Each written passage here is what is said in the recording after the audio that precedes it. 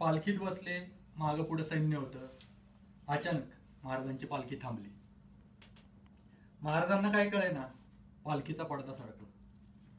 बाहेर बघितलं, रखरखत रणरणत वाळवंट. मग पालखी का थांबली? गोळकोंडा तर अजून कोसो दूर होता. महाराजांनी शिलेदाराला विचारलं, पालखी थांबवायचं प्रयोजन काय? तसा शिलेदार धावत आला. महाराज, गोळकोंड्याचे बादशाह कुतुबशाह स्वतः जातीने इथे आले. महाराजांना आश्चर्य वाटलं. गोळकोंडा तर अजून कोसो दूर, कुतुबशाह इथवर चालून का आला? बादशाह इथं आला का? महाराज पालखीतून खाली उतरले. समोर पाहिलं, गोळकोंड्याचा बादशाह कुतुबशाह समोर उभा होता. नजदीक गेले, गळाभेट घेतली. महाराजांनी विचारलं, बादशाहजी आपण इथं? तसा गोळकोंड्याचा बादशाह म्हणाला, महाराज, महाराष्ट्राचा जाणता राजा आमच्या मातीत येतोय. त्याची पावलं आमच्या मातीला लागण्या अगोदर त्याच्या पावलांची पायधूळ आमच्या मस्तकाला लागावी म्हणून इथवर आलो. अरे कोण गौरव माझ्या राजाचा, अरे कोण गौरव. एवढंच नाही, या गोळकोंड्याच्या बादशाहनं महाराजांची पालखी स्वतःच्या खांद्यावर घेतली आणि वाजत गाजत आपल्या राजधानीत नेली. आगत स्वागत सत्कार सोहळा झाला आणि गोळकोंड्याचा बादशाह महाराजांना आपलं ऐश्वर सामर्थ्य संपत्ती दाखवायला घेऊन गेला. महाराज, हा आमचा खजाना. इथे हिरे मोती माणक सोनं नाणं राशी राशी नुसते. बघत राहिले महाराज, अरे कोण ऐश्वर कोण संपत्ती त्या कुतुबशाहची. महाराज, ही आमची अस्त्रशाळा. इथं नानाविध अस्त्र तयार केली जातात. महाराज चकित झाले. महाराज, ही आमची शस्त्रशाळा. इथे वेगवेगळी शस्त्र बनवली जातात. महाराज बघतच राहिले. महाराज, ही आमची अश्वशाळा. येथे जातीवंत घोड्याची पैदास केली जाते. महाराज पुन्हा पाहत राहिले. आणि महाराज, ही आमची हत्तीशाळा. हजारोंच्या रांगेने उभे असलेले कर्नाटकी बुलंद बलाढ्य हत्ती नजरेत ठरत नव्हते. असे कोण सामर्थ्य, कोण सामर्थ्य. महाराज भारावले, पुरते भारावले. आणि महाराजांनी ती भारावलेली नजर बघून गोळकोंड्याचा बादशाह म्हणाला, महाराज, आपल्याकडे सुद्धा आमच्यासारखे हत्ती असतीलच ना? महाराजांना काय सांगावं काही कळेल. आमच्या सह्याद्रीच्या निबिड दऱ्याखोऱ्यात हत्तीसारखा अवजड प्राणी चालत नाही. सबब आमच्याकडे हत्ती नाहीयेत, पण सांगावं कसं? तसे महाराज म्हणाले, बादशाहजी, आमच्याकडे तुमच्यासारखे असे हत्ती नाहीत, मात्र हत्तीसारखी माणसं जरूर.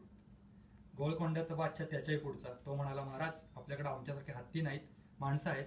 मग एखादा हत्तीसारखा माणूस बरोबर आणला असालच की. महाराज ऐकत होते. महाराजांनी त्या हत्तीसारख्या माणसातला एखादा माणूस येताना सोबत आणलाय का विचारल्यावर महाराजांच्या शेजारीच येसाजी कंक उभा होता. महाराजांनी येसाजीच्या पाठीवर थाप टाकली आणि महाराज म्हणले, हा त्यातलाच एक आहे. तसा गोळकोंड्याचा बादशाह म्हणाला, महाराज, हा येसाजी हत्तीसारखा हत्तीच्या ताकदीचा आहे. मग महाराज, तुमचा येसाजी आणि माझ्या एखाद्या हत्तीची झुंज खेळेल का?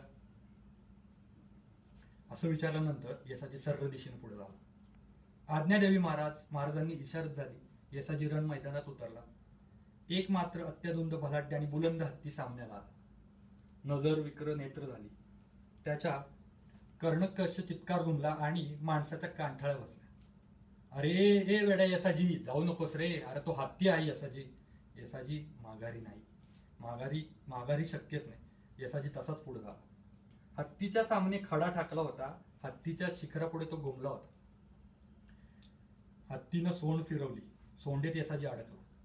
गर गर गर माणसांनी डोळे मिटले. अरे येसाजी काय करतो, संपला येसाजी. पण त्याच वेळी विद्युलता चमकावी तसा येसाजी फिरला होता, आकाशातून उडाला होता. समशेर तळपली होती, चालली होती, सप सप चालली होती. एक भयानक चित्कार घुमला होता आणि सोंड छाटला हत्ती ढासळला होता. येसाजीच्या समशेरीतून रक्त नितळत होतं. महाराष्ट्राच्या हत्तीनं कर्नाटकच्या हत्तीचा पराभव केला होता. येसाजी जिंकला होता. त्याचं हे आरसपानी शौर्य बघितलं आणि गोळकोंड्याचा बादशाह भारावला. त्यानं आपल्या गळ्यातली मोत्याची माळ काढून येसाजीला दिली. येसाजीच्या समोर धरला. हे घ्या बहादूर, तुमच्या या शूर याचं बक्षीस म्हणून तुम्हाला घ्या. येसाजी सर्व दिशी मागं सरला आणि बादशाहला म्हणाला, आमचं कौतुक करायला आमचे महाराज समर्थ आहेत. दुसऱ्याच्या कौतुकाची थाप सुद्धा मावळ्यांनी कधी आपल्या पाठीवर पडू दिली नाही. निष्ठा याचं नाव. ही निष्ठा जिथं जिवंत असते तिथं अस्मिता जिवंत असते. ही निष्ठा जिथं जिवंत असते तिथं स्वाभिमान जिवंत असतो. ही निष्ठा जिथं जिवंत असते तिथं राष्ट्र जिवंत असतं. सांगायचा उद्देश हाच होता की आजकालच्या 21व्या शतकामध्ये ही निष्ठा ही अस्मिता कुठंच बघायला मिळत नाही. एक चांगल्या लाईन तुम्हाला ऐकवतो. कवीचं नाव मला आता लक्षात नाहीये.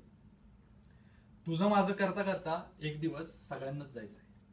जे कमावलं ते इथंच ठेवून जायचं आहे. तुम्ही चांगले कर्म करा, सोबत तुमच्यात तेच जाणार आहे. रडल्याने तर अश्रू सुद्धा परके होतात आणि हसल्याने तर परके सुद्धा आपले होतात.